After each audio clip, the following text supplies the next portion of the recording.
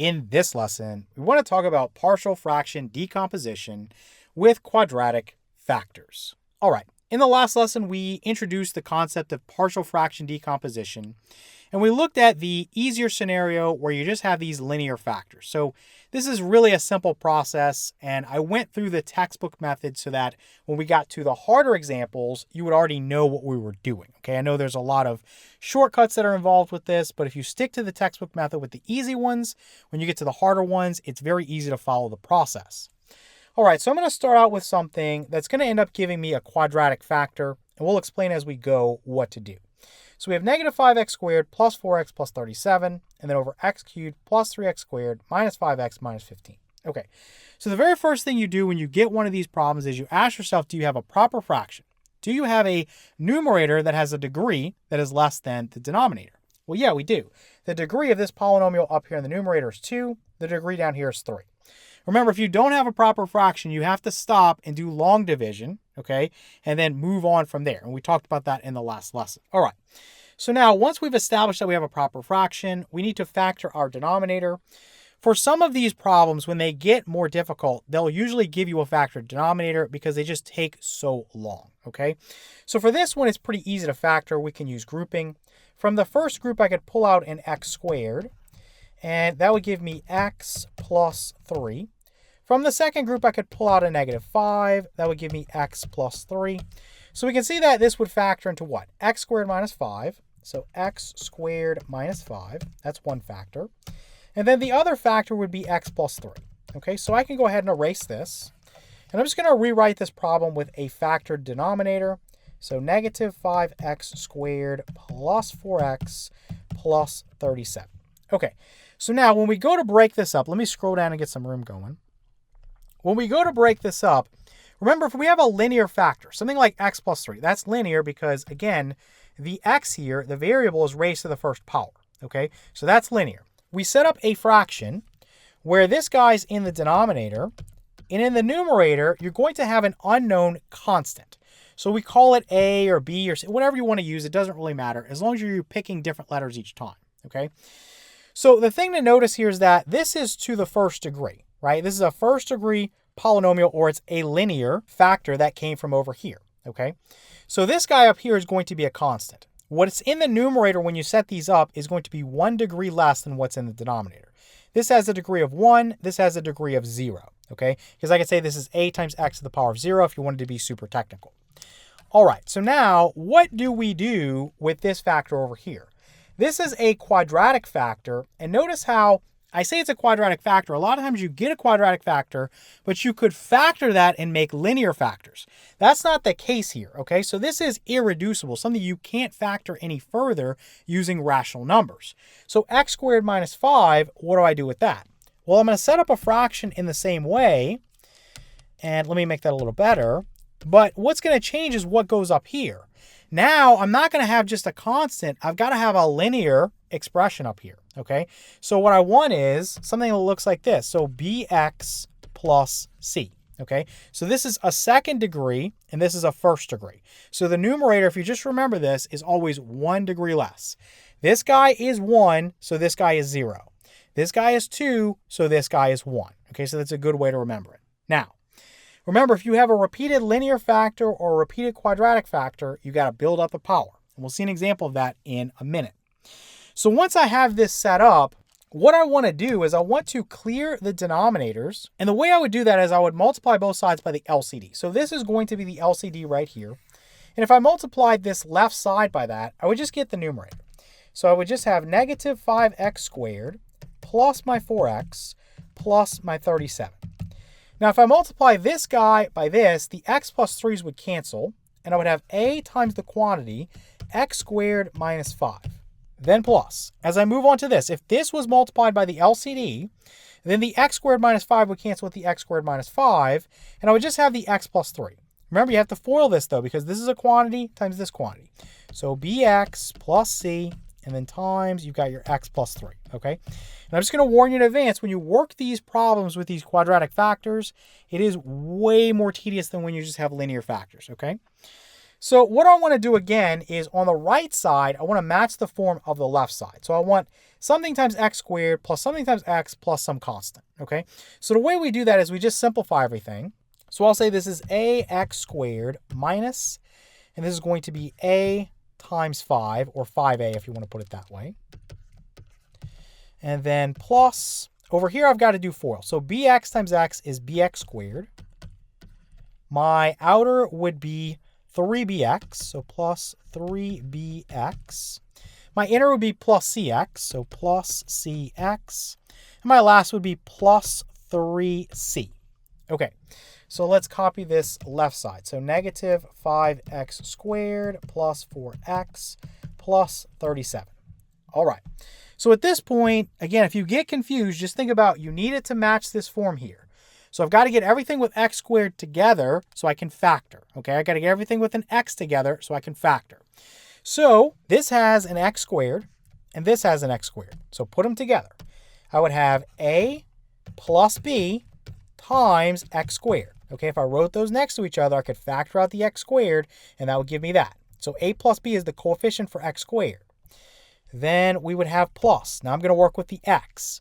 So that's going to be here and here. Okay, so I'm going to factor that out. I'm going to say that I have 3b plus c, and then I'm going to factor out the x. So that's going to be right there.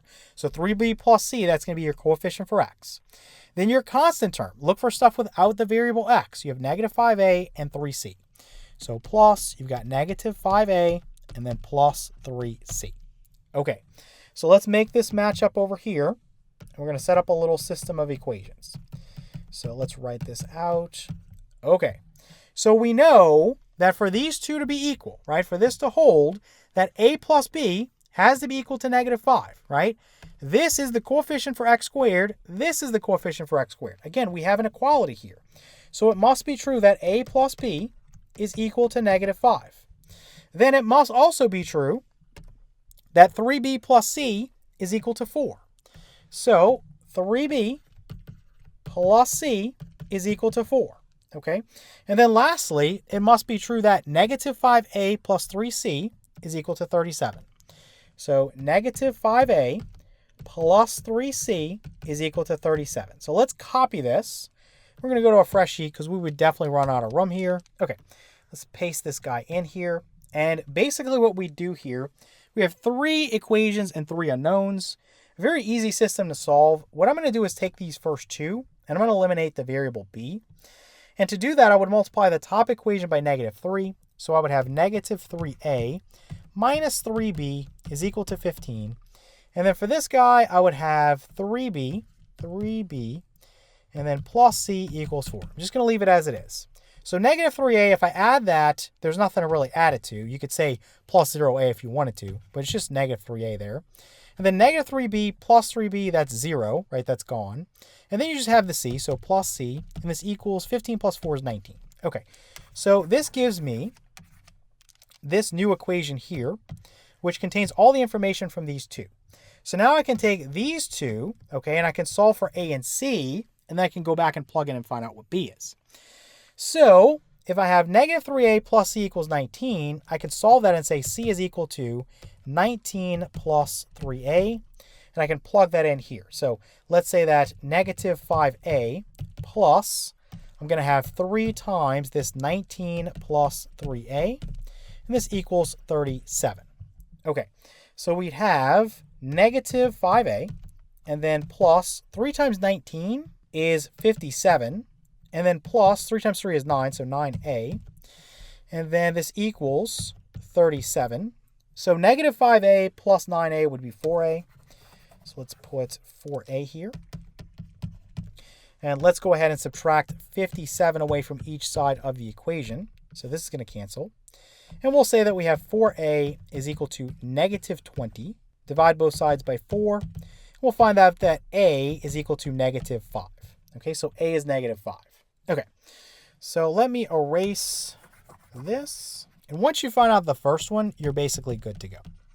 All right, so b now is very easy to find. If I plugged in a -5 for a, well, b has to be 0. Because basically, if I plugged in a -5 there, -5 plus what gives me -5? Well, only 0. Now for c, I can plug into this middle one here. 3 times 0, again, b is 0. So 3 times 0 is 0. You just get c is equal to 4. Okay. So we get a is -5, b is 0, and c is 4. So let's copy this. And let's just paste this in right here. So for a, I'm going to put -5. And then for b, it's 0, right? So 0 times x is 0, right? So this term is gone. Then you have c, which is 4. So we're just going to put a 4 here. So our answer here is we have -5 over x plus 3, plus you have 4 over x squared minus 5. And again, you can always check these by getting a common denominator and performing the addition. All right, let's move on and look at one that's really, really tedious. So you're going to get problems like these, and I think it's important to work through some examples so that when you get to the test, you're not overwhelmed. So we have something like 3x minus 1 over 4x to the 5th power plus 4x cubed plus x. Okay, so the first thing is, again, is it a proper fraction? Yes, the numerator has a degree of 1. The denominator has a degree of 5. Again, if it's not a proper fraction, you have to do your long division first. Okay, so keep that in mind. But now it is a proper fraction, so we move on to just factoring the denominator. Again, in a lot of cases, if you get a tougher problem, the denominator will be factored for you. But here it's not so bad. I can pull out an x immediately. I would have 4x to the 4th power plus 4x squared plus 1. If you notice when you factor something that this is a perfect square and this is a perfect square, you can immediately think, okay, is this a perfect square trinomial? If you check it, you'll find out that it is, okay? So this is going to end up factoring into x times the quantity 2x squared plus 1, and this is squared, okay? So let's erase this and put this 3x minus 1 on top. All right, so now we're kind of getting somewhere. So we have the denominator factored, but we have to be careful here because this is a linear factor, okay? So let's just go ahead and start with that. So I'm going to put my, let me kind of move this over a little bit. Let me put my a over my linear factor of just x. And then plus, I have a quadratic factor here, and it's irreducible, right? It's a prime quadratic polynomial, right? It's 2x squared plus 1. I can't factor that with rational numbers. The other thing to keep in mind here is that this is raised to the 2nd power. So again, you got to build up the power. Don't just write, bx plus c over 2x squared plus 1, and then, quantity squared. This is only one of them, okay? And I'm going to start out with the 1st power. You have to go plus. You have to go, and I'm just going to use d, so dx plus e, okay? Over, you would have 2x squared plus 1, and this quantity would be squared, okay? Now, this is going to get really long. There's no way I can fit all of this on, my screen. So this is something where you want to just write down notes. So this is going to be equal to this, okay? Now, I already know that because I have my notes in front of me, but you have to have that written down so you can follow. So I'm going to scroll down, and what we're going to be doing is multiplying both sides by the LCD, okay? And let me come back up for a minute. I know that this is the LCD, the x times the quantity 2x squared plus 1 squared. Okay, so if I multiply this right here by the LCD, I'm just left with the numerator.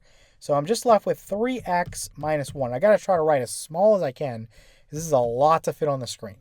So let's come back down. And again, if I multiplied this x times this quantity 2x squared plus 1 squared by this, the x would cancel with the x, and I'm left with this. So this would be a times this 2x squared plus 1 quantity squared. Now, what I would tell you is when you get these, make sure you FOIL them out. So we know that this guy would be what? The first guy squared would be 4x to the 4th power plus 2 times the first guy times the second guy. So 2 times 1 I already know is 2, and then 2 times 2x squared is 4x squared, and then plus the last guy squared, which is 1. Okay, so let me erase this. And let me put this in here as 4x to the 4th power plus 4x squared, and then plus 1. You can even distribute the a at this point if you want. So we would say this is 4ax to the 4th power plus 4ax squared plus a. Okay, so now this is all taken care of. So let's scooch this up here. So now I'm working with this one. Again, if I'm multiplying this guy by x times 2x squared plus 1 quantity squared, well, one factor of this would cancel with one factor of this. So basically what I would have is bx plus c, okay, times, you'd have times x, and then times one more factor, so 2x squared plus 1. But only one factor because, again, one of these canceled with one of those. So to make this a little bit easier, I would multiply x by this first. So bx squared plus cx, okay, just to get the things going. And then you could use FOIL to further get this going, okay? I'm just going to write this directly up here as I get an answer. So bx squared times 2x squared would be what? It would be 2 times bx to the fourth power. Then we would have our outer, so bx squared times 1 would be plus bx squared.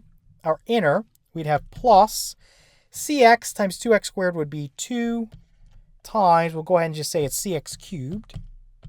And then I'm going to run out of room, so I'm just going to keep this going down here. So I'm just going to draw an arrow to continue. So the last thing would be cx times 1, which would be cx. So now the last one we're working with here is a little bit easier because this is going to cancel, okay? And I'm just going to be left with the x times this, okay? So x times dx, let me write this out the long way so no one gets confused. So x times dx is dx squared, and x times e is plus ex. Okay, let's get rid of that, and let's drag this up here. All right, and again, I know this is long, so it's really important that you follow along with your own notes. All right, so let's go down a little bit.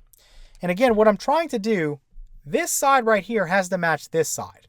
Well, you might be thinking to yourself, I've got x to the fourth power, I've got x cubed, I've got x squared, I've got x to the first power, and I've got a constant. So how are we going to set this up?